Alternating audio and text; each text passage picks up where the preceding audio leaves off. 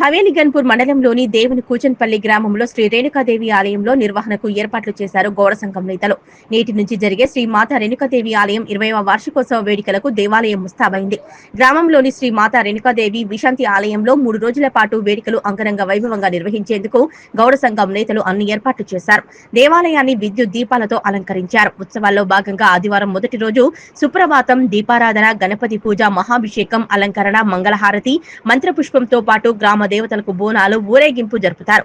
సోమవారం శ్రీ రేణుకాదేవి కళ్యాణంతో పాటు అమ్మవారికి ఒడిబియ్యం సమర్పణ, తీర్థ ప్రసాద వితరణ, అన్నదానం జరిపేందుకు గౌడ సంఘం నేతలు ఏర్పాట్లు చేశారు. బుధవారం శ్రీ రేణుకా మాత బోనాల ఊరేగింపు జరుపుతున్నారు. 3 రోజుల పాటు వేడుకలకు హవేలి గన్పూర్ మండలంలోని ఆయా గ్రామాల భక్తులు పెద్ద ఎత్తున తరలి వస్తున్న నేపథ్యంలో ఎలాంటి ఇబ్బందులు తలెత్తకుండా గౌడ సంఘం ప్రతినిధులు అన్ని ఏర్పాట్లు చేశారు. 20వ వార్షికోత్సవం సందర్భంగా కూచన్పల్లి గ్రామ ప్రజలకు మరి హవేలి గన్పూర్ మండల గ్రామ ప్రజలకు, ప్రజాప్రతినిధులకు అందరికీ కూడా పేరు పేరున శుభాభివందనాలు. అధికారులకు ముఖ్యంగా ఏంటంటే రేపటి నుంచి అనగా 9వ తారీఖు 2వ నెల రేపటి నుంచి కార్యక్రమం స్టార్ట్ అవుతుంది కాబట్టి ఊళ్ళో గ్రామ దేవతలకు, పోచమ్మ తల్లికి, నల్లపోచమ్మ తల్లికి, అదేవిధంగా దుర్గామాతకు, ఊళ్ళో ఉన్నటువంటి గ్రామ దేవతలకు బోనాల కార్యక్రమం ఉంటుంది. తారీఖు నాడు అమ్మవారి దగ్గర కళ్యాణము, అదే విధంగా మరియు గణపతి పూజ కార్యక్రమము, అలంకరణ, మంత్రపుష్పము, ఇవన్నీ కార్యక్రమాలు ఉంటాయి.